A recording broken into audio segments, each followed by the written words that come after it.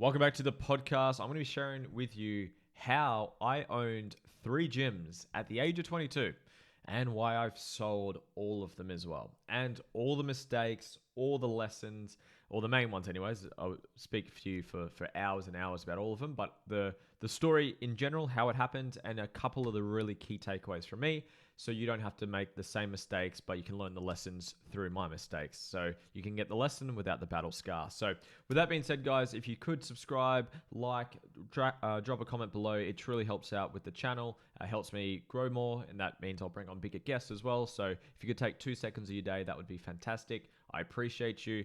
With that being said, let's rock and roll. So for people that don't know who I am, my name is Lewis Huckstep, and for the last 9 years of my life, I've owned gyms. I've been in the fitness industry. So I started my journey when I was 18 years old. So my vision back then was to be a high school teacher and a personal trainer because I liked training, I was into sports, and I had a really awesome teacher that really changed my life, or I had a couple of awesome teachers, and I thought I wanted to do that for other kids. I thought that'd be meaningful, and I thought I'd be a personal trainer during the holidays, make more money, and stay fit and healthy. That was the plan.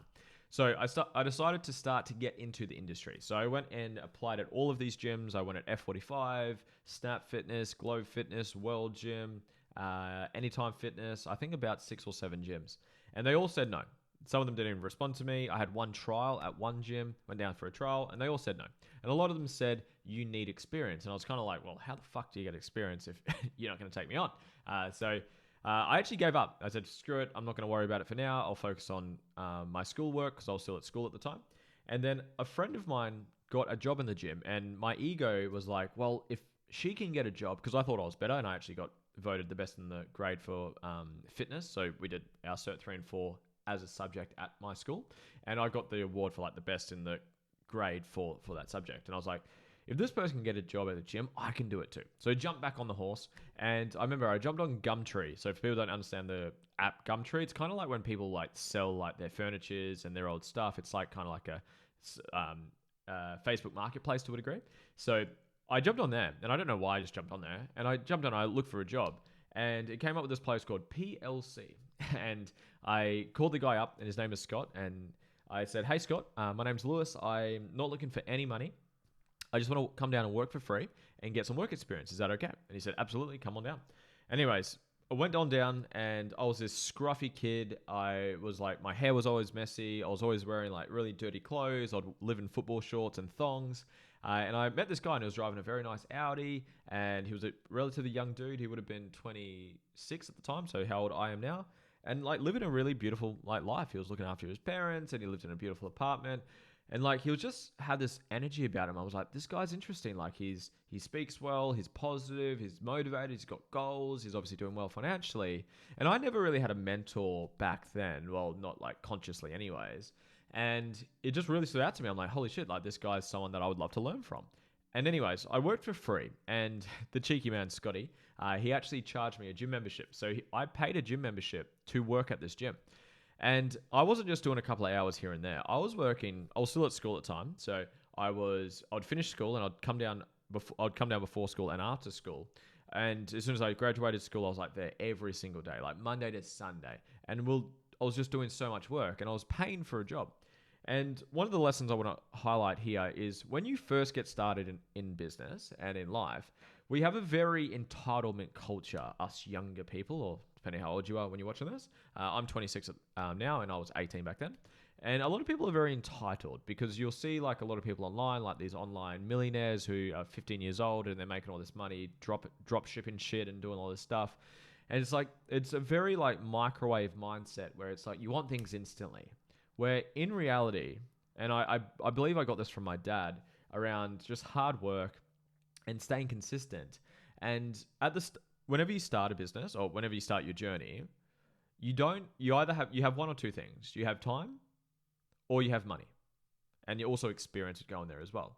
And at the start, I had no experience, I had no money, but I had time.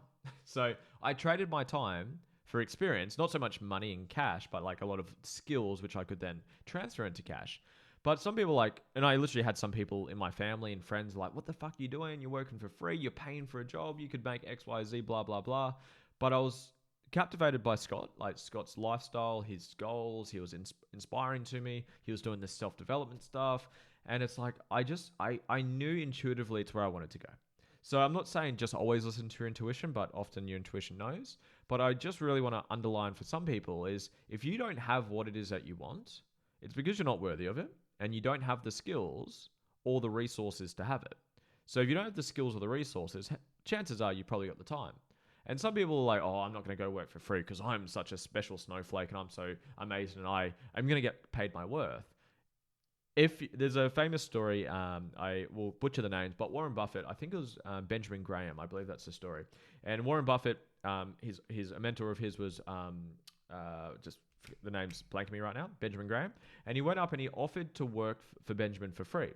And Benjamin said, no, Warren, you're too expensive. And he offered to work for free because he knew that the time that he would have to give into Warren to mentor him, to help him, is not worth it for the return that Warren's going to give him back. And I was Warren back then. I had nothing to add. I didn't really have any skills. I knew how to train. I was good with people to some degree, but I just had nothing to add, but I had time. And at that point in the business was kind of small. Like it wasn't making much money. So it's like I was a good fit for that because the business just kind of needed a set of hands to some degree. Like if the business was well established, if I went up to the CEO of Apple and said, hey, can I work for free? It's probably going to say no.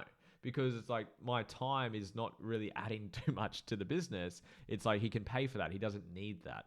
So for anyone that's starting their journey, get off your high horse and actually humble yourself and be real with yourself. And if you have the opportunity to do so, it might not always work this way, but actually going and actually finding where would you like to work? What industry do you want to be in? What mentor, what person is living a lifestyle that you want to live? And how can you add value to them? Whether it's working for free, whether it's paying for their time and paying for mentorship. That's one of my lessons I'll get to soon. But that's just where I was. And because some people will get mind blown when I tell them I worked for free for 2.5 years and I actually paid for a job that entire time. But I learned so much. I got a full internship into business. I learned how to sell. I learned how to market. I learned how to hire people. I learned how to run a business, how the numbers work. I was doing a lot of self-development at the time as well. And just for context as well, because some people say, well, how did you even live? We actually did network marketing through the business. So the business model, it's not a smart model, but we did it for a long period of time, is you'd bring people down to the gym for a workout. And the goal was to get them onto your network marketing. So we did Herbalife, for anyone that understands what Herbalife is. It's a supplement company. And that was the business model. Bring them down for a workout, get them to get a membership for the gym. But then also, main focus is to build your network marketing team and actually build your income through that. So I was making money through that. That's how I was paying my bills. And I was making some good money. Like I was, I think 19 at the time, making over 100 grand a year. Like I was doing pretty well because I was always able to work hard. And that's another lesson that I want to share with you guys soon is I wasn't always, when you're not good at a skill, you need to compensate for in the form of more work. So if you're like a really skilled salesperson, you could do 100 sales and close, say, 80 of them. But if you're really poor at your sales, you might only close 20 of them. So if you want to get 80 sales, you need to do whatever the numbers is 4 times as much to make up for the gap of your skill set. So I was always good at like getting members down, building my organization, making sales, because I just always did a lot of volume. Now, that works to a certain point in time, and then you want to change and use resources, use leverage, use systems, use paid marketing. But something that's always really worked to my favor because I built up these gyms, which I'll get to soon. The way I was able to do it is I just did so much volume. I did so much more than what would be expected of anyone. And I didn't have any expectations. I was just like, I need to get this result. I need to pay my bills. I need to eat food. So I'm just going to do whatever it takes to get the result. So I'll keep going forward. I'll go on a fair few tangents on this story, as you guys can probably tell already. So worked for free for 2.5 years. Now, an opportunity came along because we got into Kerwin Rae. So actually, for anyone that's watching the video, here's a quick snippet of what we did. So there's myself. That's the first gym down there. That's PLC Burley. That's PLC Burley again. And you can see we literally trained on concrete with mats. There was no equipment. PLC Coomera. So this was my second studio, which I'll get to soon. And then my last studio is PLC Molandina, which is up here as well. But we got into self-development. So we worked with Kerwin Rae, and I invested in a period of 9 years, $350,000 into myself. But we got into Kerwin Rae, and we got into planning. We got into executing. We got into actually knowing what the hell we were doing. And me and my mentor or business partner, became business partner, Scott, we got into Kerwin Ray's mastermind. And we were just so like reactive. Like we'd wake up and it's like, let's get some leads today. You know what? Let's figure out how to run ads. You know what? Let's work on the product. You know what? Let's paint the walls. You know what? Let's upgrade the equipment. Like it was just very reactive. And that's what most people like when they first start business is just kind of like intuitively do what you think is the right thing.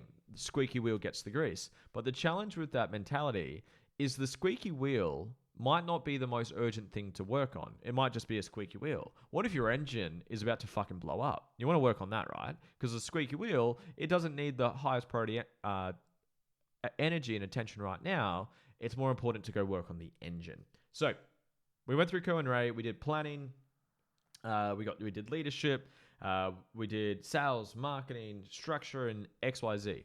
And Scott, credit to him, I played my part, and Scott definitely led his part as well. He went from 1 PLC to 10 PLCs within 12 months. And before that, the 1 PLC, which is PLC Burley, which is the one I bought into, it took us, I think, 4 years to just have one. And then within 12 months, or sorry, not that long, 3 years. Yeah, 4 years to have the 1 PLC. And then from 12 months of getting into Kerwin Ray, within 12 months, there was 10 PLCs. And the biggest shift for us, obviously leadership, working on ourselves, communication, XYZ, most importantly was planning. Actually knowing what the fuck is the most important thing to work on. So instead of just intuitively reacting to things, it's having a structured plan. And it's one of the biggest things I teach with my clients. I had a coaching call this morning. We're literally doing her plan this morning, is actually understanding what's your purpose? What's your mission? What's your vision? What's the future look like? What are we doing in the next 5 to 10 years? Then what do we do in the next 3 years, the next 2 years, the next 12 months, the next quarter, the next month, the next week, and the next day? What are you, and literally breaking it down so you know exactly what needs to get done today to move towards the week, towards the month, towards the quarter, towards the year, towards the 2, 3 years, the 5, 10-year goal.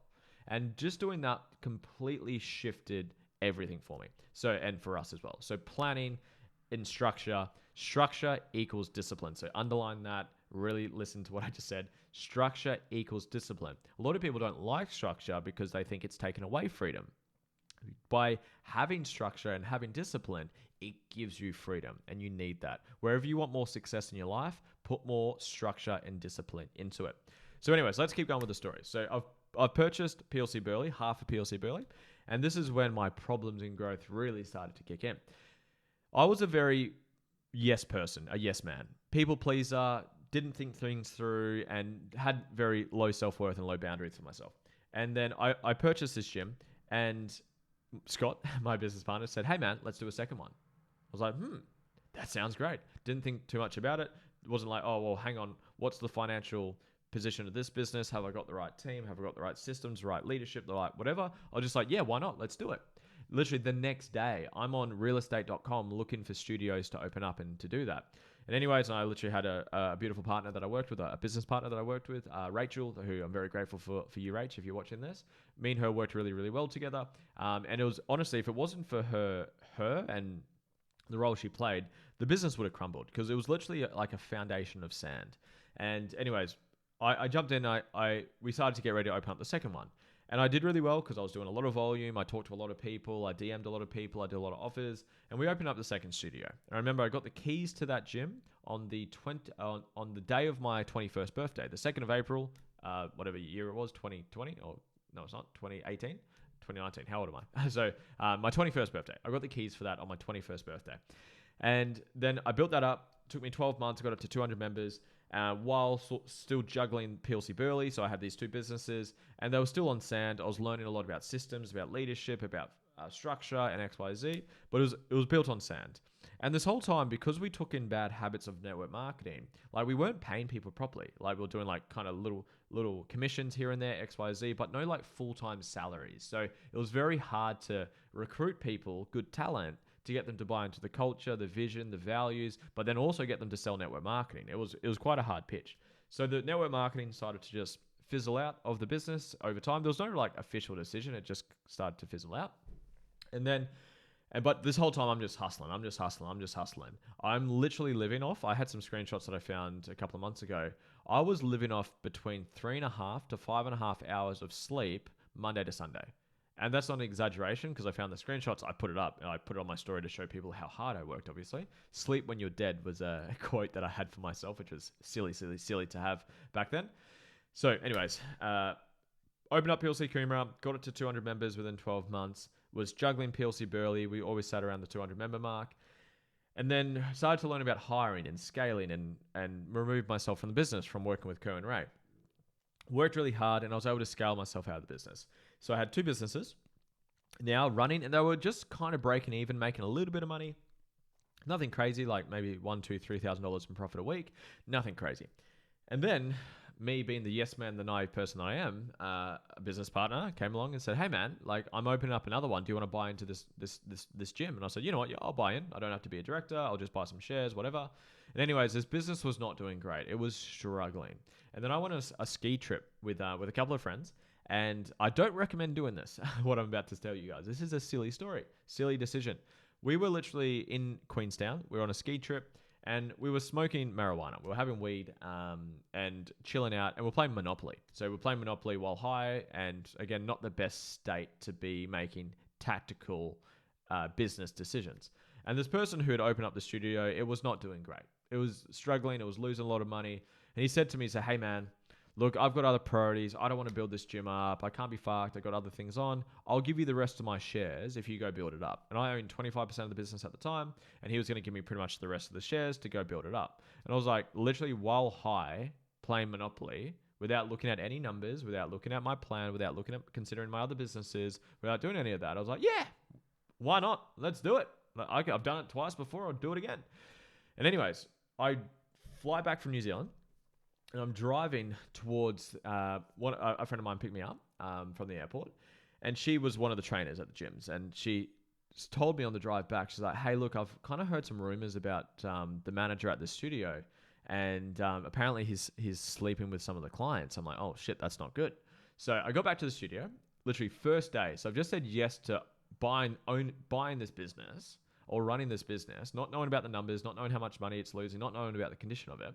I get there and I meet the person. He's the manager of the studio at the time. And this guy is 45 or mid 40s. He's married. He's got two kids. And I heard these rumors. I said, "Hey mate, look, I just got to be transparent with you. I've heard some rumors about XYZ. Is it true?"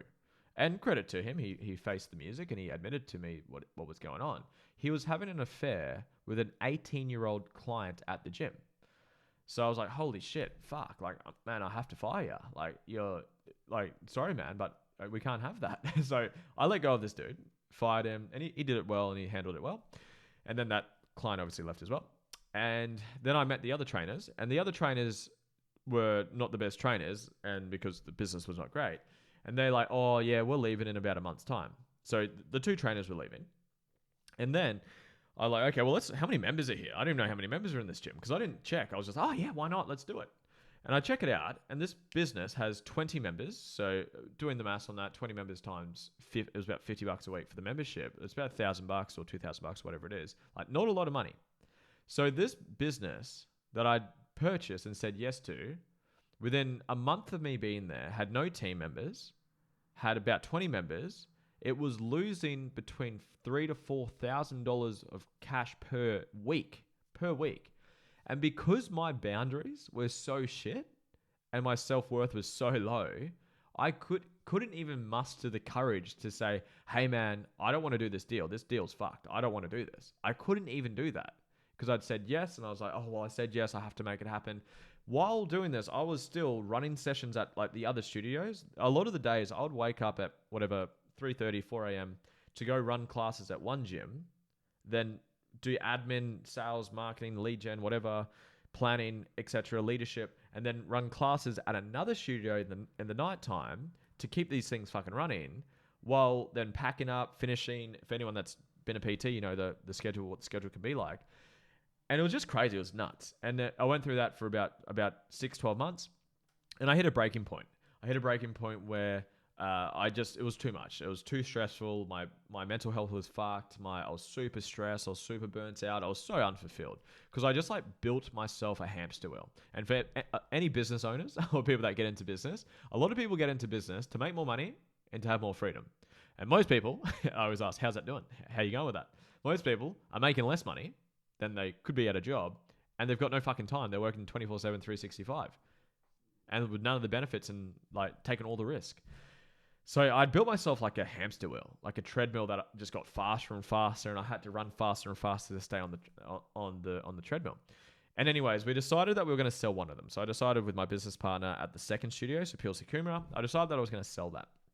And we had found a buyer. We'd gone through the process, all the due diligence, X, Y, Z, and we'd signed the documents. And then the business was kind of shaky because they all were. They were all kind of on built on sand. And I remember we'd signed the document, the sale agreement, it all been done, and there was a 10-day cooling off period. I remember I got a call on day 8 or day 7 of the cooling off period from the buyer, and he just said, respectfully, he said, bro, man, this is fucked. We're pulling out of the deal. This is like, there's so many skeletons in this closet, we're pulling out of the deal, which is a good refresher from what I did because I did the opposite. But I remember as soon as I heard that, I broke down in tears on the phone. And he's actually a good friend of mine to this day, Uncle GC. And I broke down in tears on the phone because I just like hit a breaking point. So I called my business partner up and I said, man, like he's just pulled out. Fuck this. It's like I had to go run classes soon. I was so burnt out. I was so stressed. Like I was literally living in fight or flight all the time. And I said, man, he's like, what do you want to do? My business partner asked me, what do you want to do? I said, bro, I can't handle this, man. You can have my shares. I literally gave my shares away. And those shares would have been worth around maybe $100,000, $150,000. I just gave them to him. I just transferred to him. Didn't get $1 for them. I said, fuck this. You take this, man. I'm going to look after these other 2 businesses, which were still fucking struggling because they had their own problems that were going on with them. And I got rid of them. So that's how I sold or gave away one of my businesses. So I learned a lot and would have handled things a lot differently if I was to do that all over again. So I left with 2. And then COVID happens. We go through COVID with 2 physical bricks and mortar studios. My goodness, what a crazy period. I'm not even going to go into that because there was just so many challenges on that. Learning how to negotiate, had to fire like 10 people in one day. And then JobKeeper came back on. And then it was just crazy, just a crazy period for anyone that went through COVID. It's obviously a crazy period. And anyways, during this time though, and something that I really enjoyed about COVID, and something I'm very proud that I always did, and one of my points is always be learning, always be working on your skill set, because the only reason you don't have what it is that you want is you're not worthy of it. And that means that you haven't got the skill sets or the lessons or the knowledge or the experience to do it, or you haven't been doing it for a long enough period of time and you're not prioritizing the right things. So the whole time I was doing self-development. I was doing Cohen Ray's Mastermind. I was reading books. I was listening to podcasts. I was paying for mentorships, XYZ, blah, blah, blah. And I was always working on it, on myself. And during the COVID, I really got clear on my values. I got clear on my purpose. I got clear on my vision. I got clear on my mission. I healed so much of my stuff and dissolved a lot of my wounds and my triggers, and my emotional volatility really balanced out.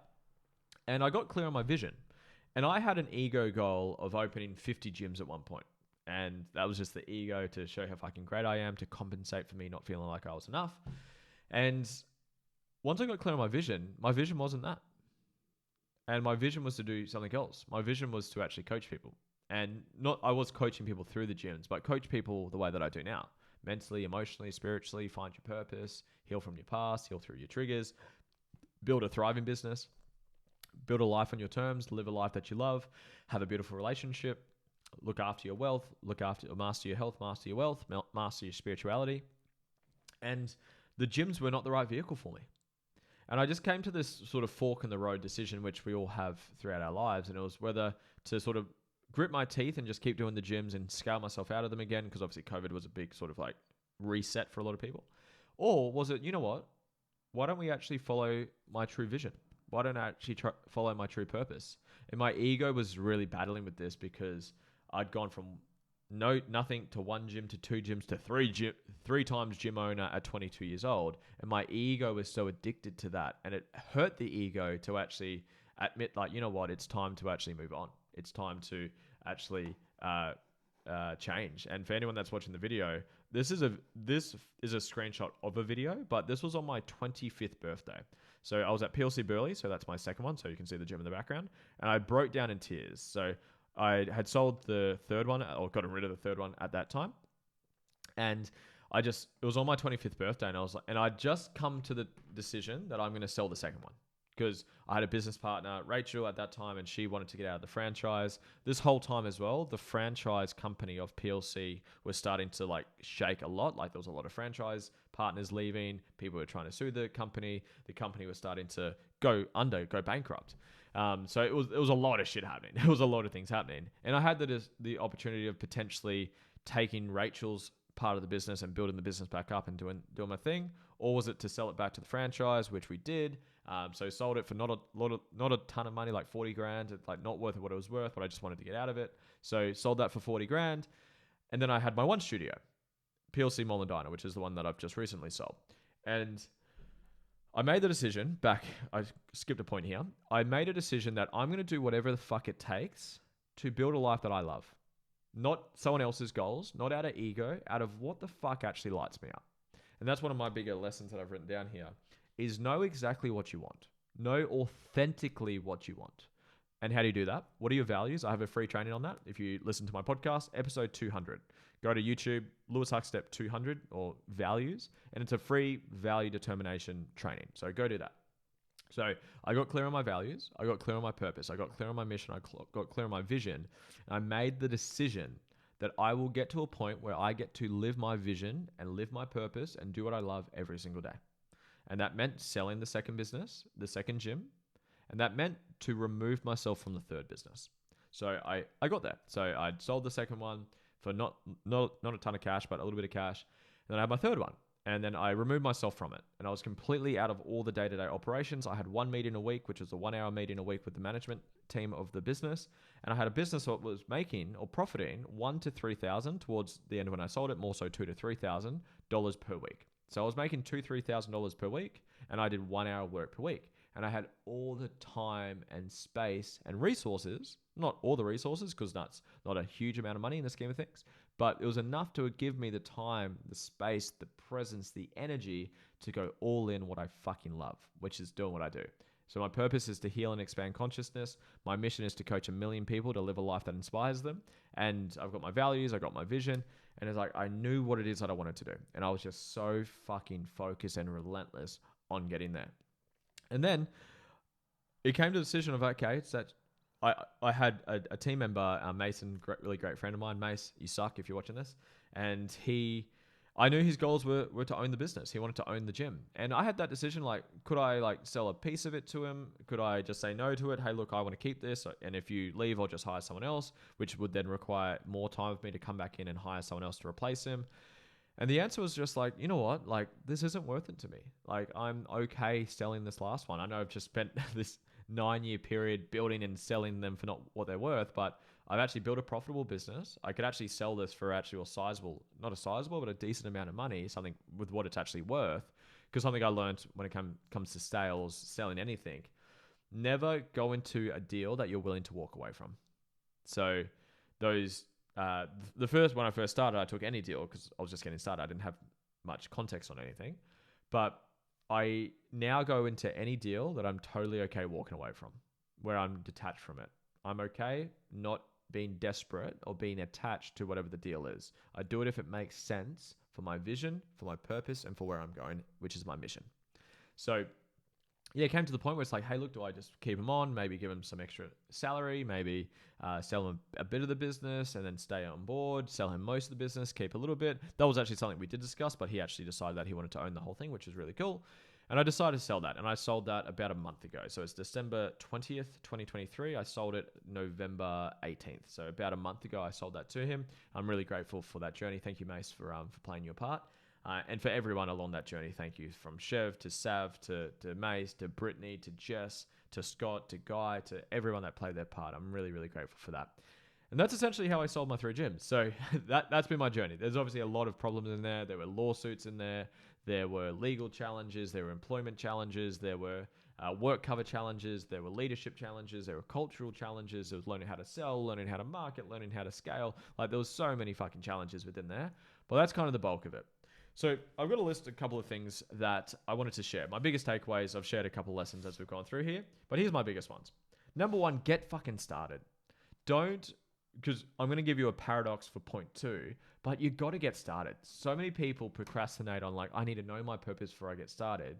No. Yes, it's important to find it, but if you're just waiting to find it, you'll never find it. You got to go out and do things, try things, taste things, make failures, get uncomfortable, take action.